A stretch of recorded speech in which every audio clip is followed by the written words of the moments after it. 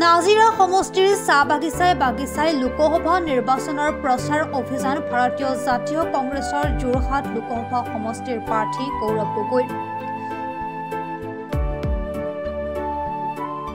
চমু চাপিছে লোকসভা নিৰ্বাচনক লৈ ৰাজনৈতিক দলসমূহে প্ৰচাৰ অভিযান তুংগত কৰি তুলিছে।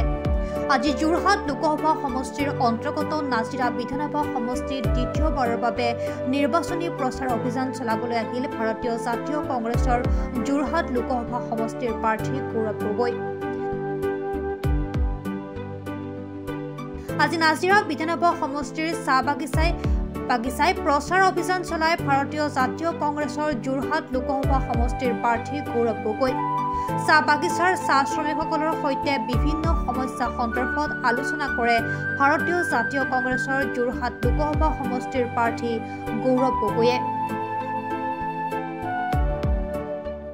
আমি বৰ্তমান চৰকাৰৰ পৰা আমি স্পষ্টীকৰণ বিচাৰোঁ আৰু এই কথা মই বাৰম্বাৰ সদনৰ ভিতৰত উত্থাপন কৰিছোঁ যে আজিৰ পৰা ৩-৪ বছৰ আগতে বৰ্তমানৰ কেন্দ্ৰীয় চৰকাৰ প্ৰধানমন্ত্ৰী নৰেন্দ্ৰ মোদী ডাঙৰীয়া বাগানৰ কাৰণে ১,০০০ কোটি টকা পেকেজ বিত্তীয় মন্ত্ৰী বাজেটৰ স্পীচত উল্লেখ কৰি গৈছে, কিন্তু সেই ১,০০০ কোটি টকা ক'ত খৰচ হ'ল, কি খৰচ হ'ল আমি একোৱে গম পোৱা নাই।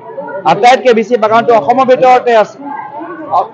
আমি অসমৰ ৰাইজৰ হৈ বাগানৰ শ্ৰমিকসকলক আমি জানিবলৈ বিচাৰোঁ যে ১,০০০ কোটি টকাৰ এই পেকেজটো ক'ত গ'ল নে সেইটো এটা জুমলা আছিলে।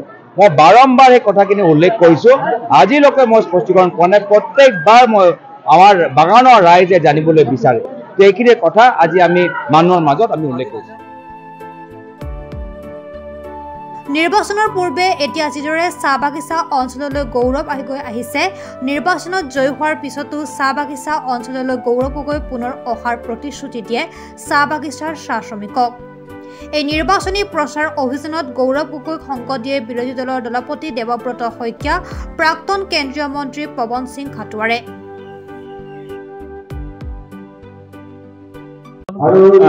মই তেখেতে যদি কংগ্ৰেছত জইন কৰে তেতিয়াহ'লে গম পাব আমি কিমান মিলা মিছাৰে আছো। এতিয়া দূৰৰ পাহাৰ ধুনীয়া, কোনোবাই কয় দূৰৰ পাহাৰ ভাল, কোনোবাই কয় বেয়া, এইচব কথা দূৰত থাকি পেলাই ক'ব নাপায়। মই কৈছো যে মোৰ দলত কোনো অমিল নাই।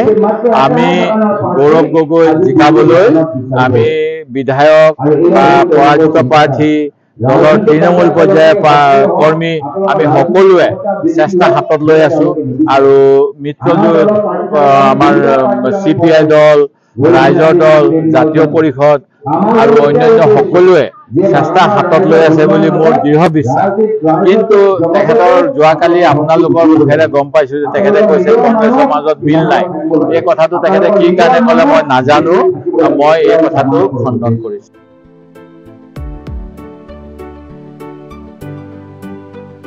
নাজিৰাৰ পৰা Zulfikar Ali report, Pratah Time Digital. শদিয়াৰ পৰা ধুবুৰীলৈ, বৰাকৰ পৰা ব্ৰহ্মপুত্ৰলৈ সকলোৰে মাজত চিনাকি এটা নাম প্ৰাতঃ টাইম। থলুৱা ভাষা, কৃষ্টি আৰু সত্য বাতৰিৰ আধাৰত প্ৰতিষ্ঠিত খবৰ প্ৰাতঃ টাইমৰ প্ৰতিটো বা বাতৰি পুংখানুপুংখভাৱে চাবলৈ Facebook, YouTube, website, Twitter, Instagram আৰু ব্লগাৰ পেজত লাইক আৰু ফ'ল' কৰক।